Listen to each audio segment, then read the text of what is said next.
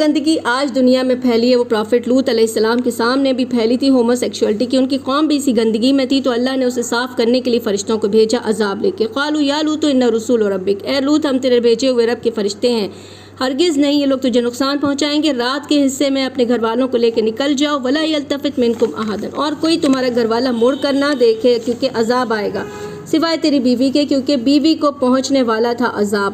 بے شک رب کا وعدہ سچا تھا، صبح کے وقت تھا۔ الیس صبح بھی قریب، کیا صبح قریب نہیں ہے؟ پھر جب اللہ کا وعدہ آ گیا، جعلنا عالیہا سافلہا، تو اللہ کہتے ہیں ہم نے کر دیا اس کے اوپر والے اس حصے کو اس کے نیچے والا، وَأَمْطَرْنَا عَلَيْهَا حِجَارَةً، اور برسا دی ان پر پتھر، من سجیل منضود، کھنکر کے تہ بتہ پتھر برسائے، ایسے پتھر تھے جس پہ لوگوں کے نام لکھے ہوئے تھے، جہنم کے پتھر تھے یہ۔